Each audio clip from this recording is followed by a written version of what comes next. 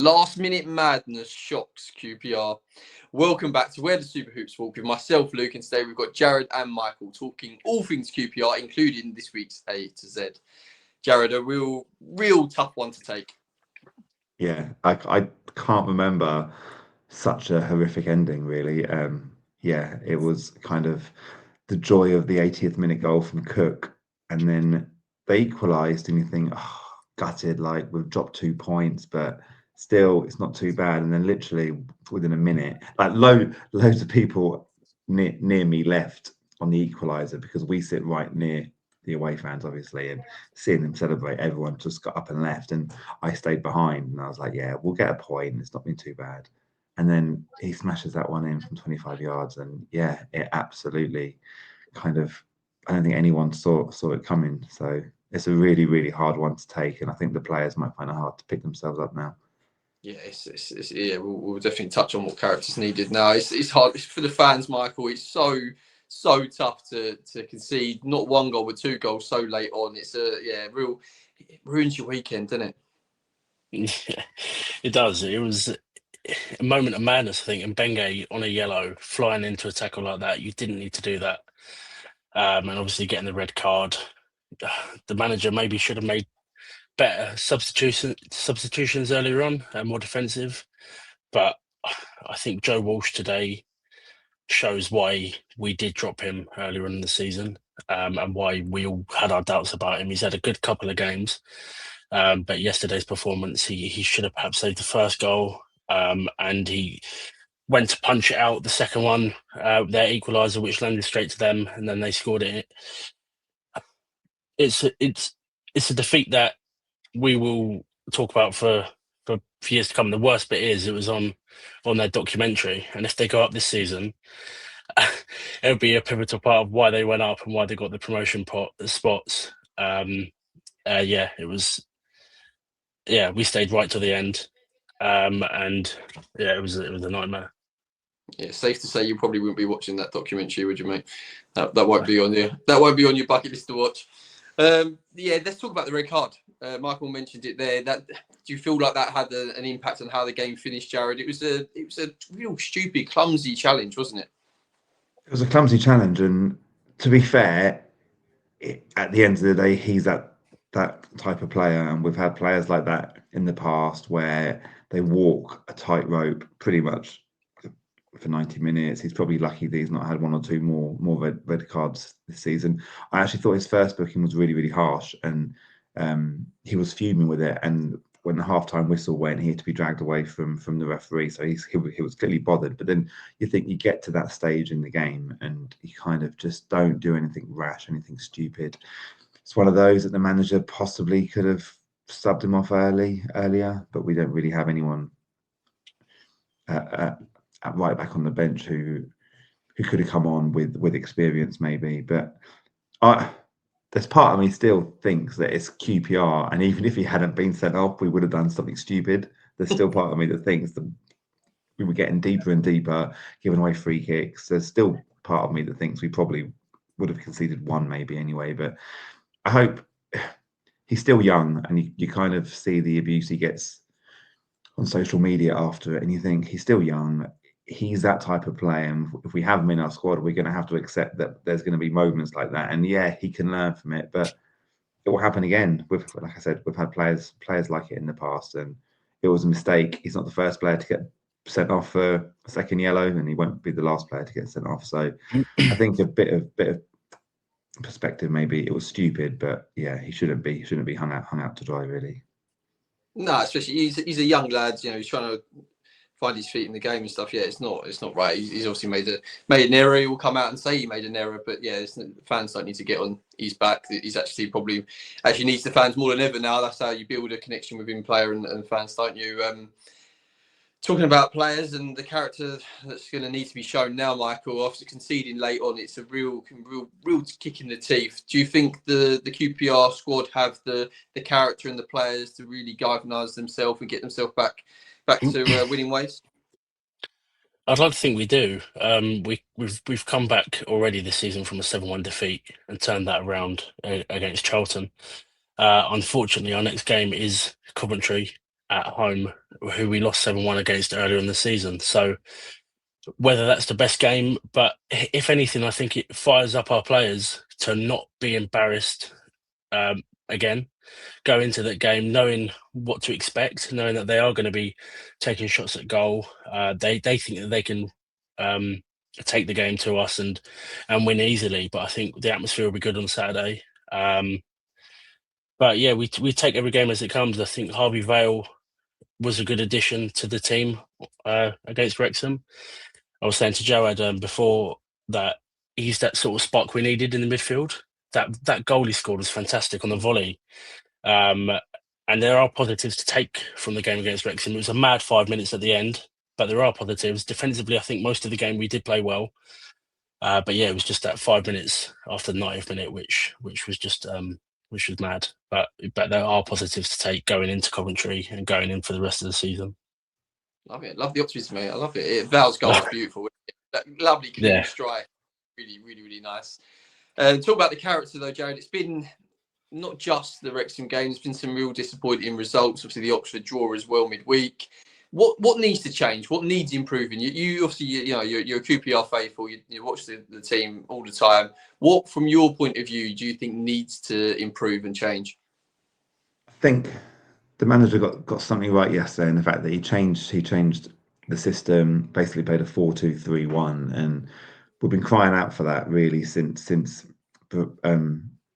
Burrell's injury. Kind of the 4-4-2 worked because of the pace that Burrell has. It kind of stretched teams, created a bit more space for Kone coming deeper, or Madsen moving forward. So I think the change of formation really, really worked in the first half. And as Michael said, Vale in that number 10 had a real positive impact, linked up really well with Madsen. Dembele, I thought, had his best game for quite a while. So I think the change of systems helped.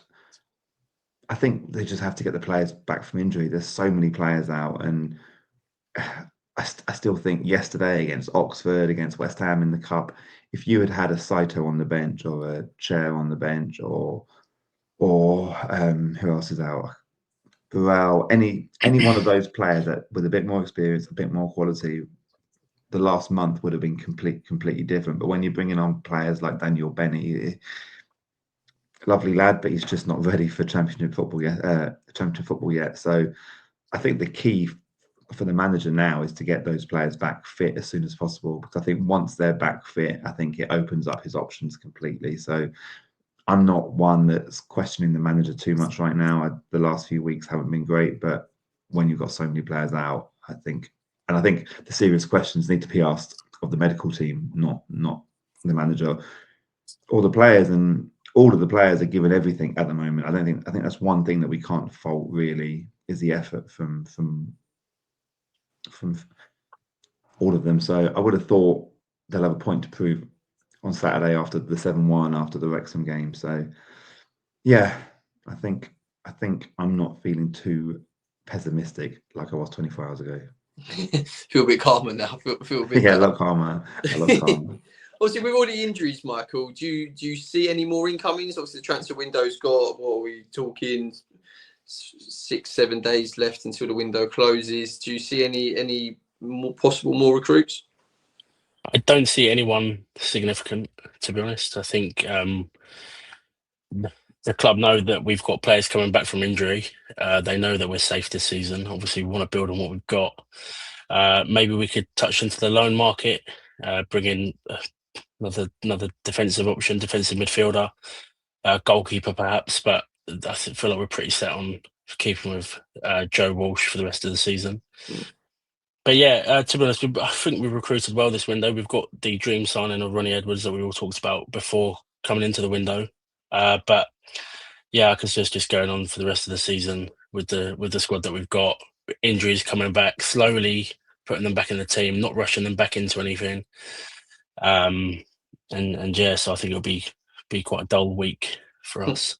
Right, well, the next game coming up, as mentioned previously, is Coventry. A nice easy one.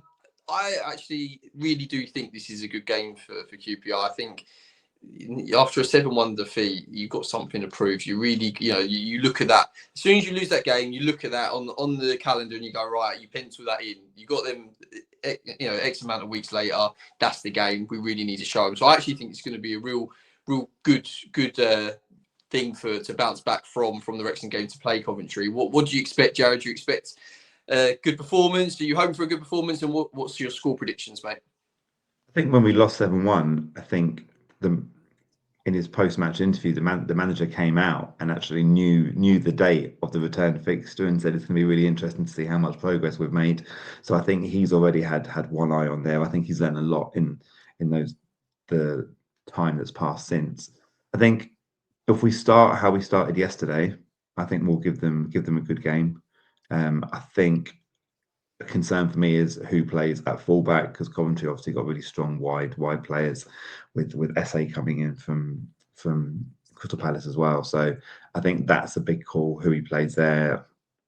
He will probably be tempted to play Jimmy Dunn there, but I'm not sure I'd move him. I think if we played like we did for the first half yesterday, we'll give them a game, and I'm going to go a 3-2 win with a late winner to take away the pain from yesterday, hopefully. That'd be brilliant. How good would that be, Michael? Do you feel the same? I'm sure you're hoping for 3 points, but do you think you can get 3 points? Do you think that's possible? Yeah, 4-0 QPR. That's the most optimistic I think you've ever been, mate. I absolutely love that. 4-0. Who's on the score sheet then? 4 goals. Who's going to get them? Kone hat-trick. There you go. And then a late goal from Norrington Davies. Let's go. We've got to be optimistic. I think it's going to be a tough game. But I've got a good feeling about it. I think we will come away with 3 points, but I don't think it'll be 4-0. A win is fine. If it is, clip the bit where I said 4-0, and there we go. That's it. Yeah. That's my prediction. Definitely. Love it. Right, now we're on to our A to Z, and we're on to the letter N. Jared, please take it away, mate. What is your letter N for QPR? My letter N is 90s. It's the decade where I started going regularly to QPR, and still now the 1992-93 team that finished 5th in the Premier League is the best side I've seen at QPR. Completely underrated by the rest of the country, really. They had some outstanding players when you got Les Ferdinand, Ray Wilkins, Alan McDonald, people that I've mentioned in the podcast previously. Yeah, we had some great memories that season. And there's games in the 90s that I can remember clearer than games we've played this season, really. Yeah, a truly magical time to support QPR. In the early 90s, the late 90s, it went to shit, but yeah, the early part was good. So 91, 92, was you watching the games in black and white on TV, or were they in full colour? It was full colour. 92, 93, I think, the first year of the Premier League, wasn't it? 92, 93. Yeah, it wasn't HD. But yeah, we had some great times. Used to stand on the loft just behind where, in the background there, this side. Used to stand just there, literally. So yeah, good times. Love it. Michael, what about you, mate? What's your letter N for QPR? It breaks my heart after what happened yesterday, but it's 90th minute winners. And I think one of my fondest memories for QPR, obviously I touched upon it last week, was when Jamie Mackie scored the 90th minute against Liverpool. Winning that game for us, going into school, loads of Liverpool fans thinking, seeing us win, and I'll go to games, and they don't. But yeah, Bobby Zamora winning against Derby County 2014 player final. It's the date etched upon all QPR fans' minds. It was just surreal. It couldn't have asked for it better. 10 men, Gary O'Neill getting sent off, Hoylett getting the better of Buxton, Keogh, and then Zamora top corner. And I've watched that clip about 1,000 times, and I still, every time I watch it, I get goosebumps and think of what it was. It was amazing. But yeah, even this season against Birmingham City at home, 90th minute winners. And I think it's something that, as football fans, we hold dear in our hearts. And I'm sure the Wrexham fans who visited yesterday will think about that win for a long time. But we're not going to talk about that. But yeah, I think Bobby Zamora's 90th minute winner is the 90th minute winner that we all love, and I think it's the best playoff final limbs, best celebrations at Wembley that has ever happened. Yeah, definitely love it. Very good. Two very good answers. I like that. Right, we're now on to Tweet of the Week, and it is actually to do with a player that we've talked a lot about, especially since he's actually prior to his arrival, and it's Ronnie Edwards. And yeah, the tweet reads, when is the right time to get Ronnie Edwards into the starting 11? Jared, let's start with you, mate. Do you think you need to get him in as quick as possible? Before yesterday, we had kept 3 clean sheets in a row, and I think the problem is a manager's not going to change his centre backs for the sake of changing his centre backs during a game. If we were 3-0 up, maybe you would think about bringing him on for 20 minutes. So I can completely understand why against Stoke and against Oxford in tight games he didn't want to change his centre back pairing. Yesterday, I think maybe there was a chance to bring him on in midfield for 15, 20 minutes just to give him some game time. And I find it a little bit odd that he's not seen any time yet. Like I said, I don't blame the manager for not changing Cook and Dunn because they played well, 3 clean sheets before yesterday. It's fine. But I thought yesterday, maybe when he brought on Sam Field, maybe he could have just brought on Edwards just to give him a little bit of match time. Because it's a bit odd that he's on the bench, yet you're not giving him any time. So I can't see him starting anytime soon. But maybe with the suspension, he'll start at centre-back next week with Jimmy at full-back again. Who knows? Yeah, do you think that's going to be the case, Michael? Do you think with the suspension, do you see Dunn going out to the full-back position and Edwards coming in? Yeah, I think that's the most obvious answer for him starting. But do I think he's ready to start?